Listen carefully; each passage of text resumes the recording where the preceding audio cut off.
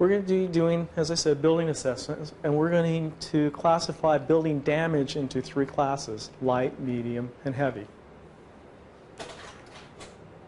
Light damage, essentially small cracks, broken glass, but the building itself looks like a standard building, nice and square, looks pretty standard. A moderately damaged building, you're going to see a little bit larger cracks, especially over the door frame, around the windows.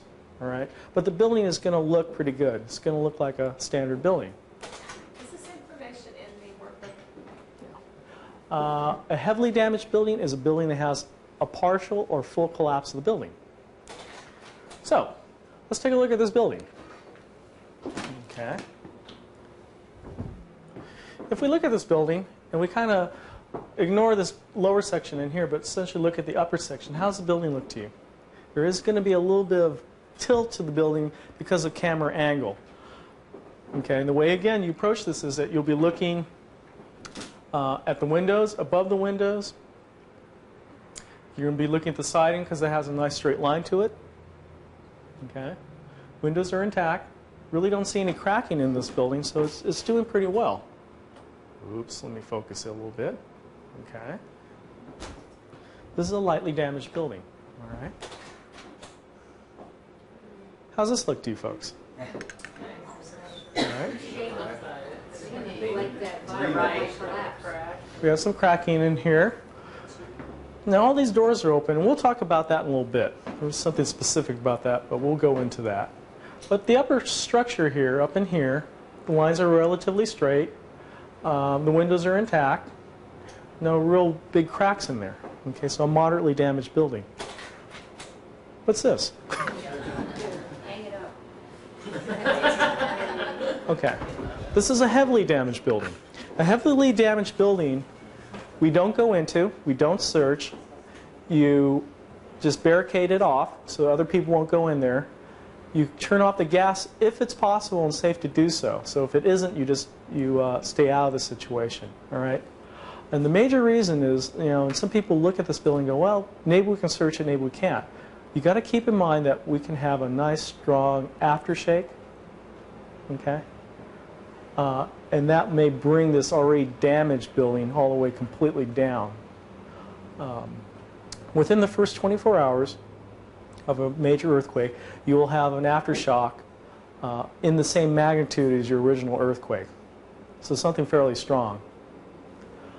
If you look at this particular building, some of the things that I want to point out is this is what we call X-cracking. You can see the cracks that run across here, across the window openings, and you'll see them right above the doorway. All right.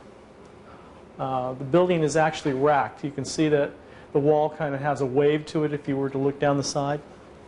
Okay. So would you as firefighters go into that, or you would just write it off altogether? No, we would go into that. Okay.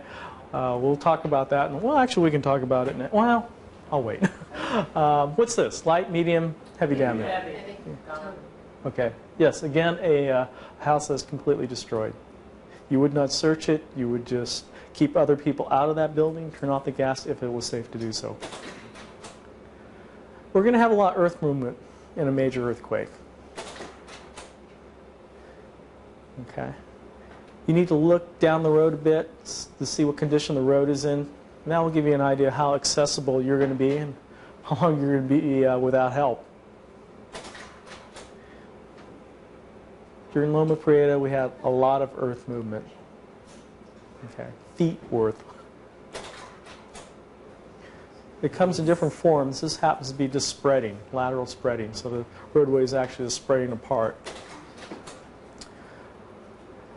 In the category of earth movement, we also have to consider that you can be in a slide area. We do have slide areas in Berkeley. Are any of you folks living in a hilly area?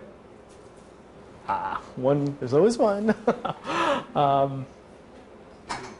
If you were to look at slides, during Loma Prieta we had over 1,000 slides. Small ones, big ones, all varieties. The steeper the terrain, the more moisture is in the ground, the more likely it is to slide. When we have landfill, you have an interface of soil and water. When you shake that, it comes apart, it separates. the ability to support weight is decreased and you have a lot of movement. What this is an indicator of is, one, you've had earth movement, and two, any structures in the ground or supported above the ground, by the ground, are going to be damaged, and maybe more damaged than as first appears. So you need to be a little conservative about what you're dealing with. Here we have the marina, San Francisco. More sand that's been boiled out. This building is actually sunk a couple inches. A new crack in the basement. Again, more sand's been injected out. Here again in Berkeley, from 4th Street West, we're in landfill. Let's go ahead and look at construction.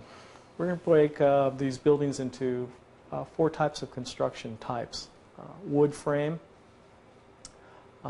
unreinforced masonry, high rises, which is going to include several different kind of construction types, but we're going to kind of lump them together, and tilt-up construction.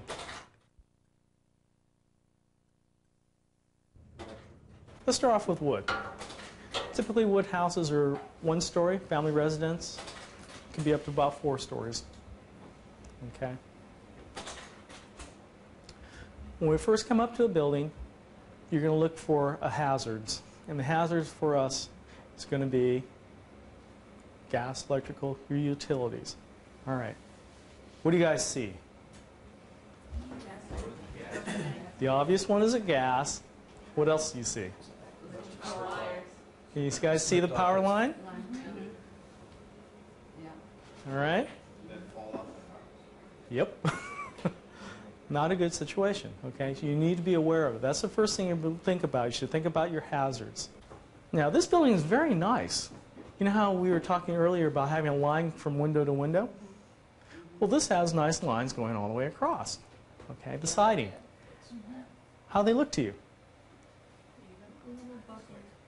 They're relatively straight, okay? Right here we have a little bit of problem simply because of the bricks being pulled away here. But the lines are fairly straight in this house.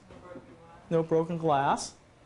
So besides this chimney, it's a relatively unscathed house, a lightly damaged house. How does this look to you? Your eyes will focus generally on the obvious hazard, which is this chimney. And this is called a hazard area. We just want to stay out from underneath the chimney, right? Glass look good, right? Lines of the house, not bad, right? Okay. No real cracks in here. Glass is intact. What do you guys classify this as? Light, meat? Okay, light. You're right. A searchable house. How's this look? Okay. We have a leaning chimney. Now, is this a hazard area? All right. Okay. How's the rest of the house look? The glass is out.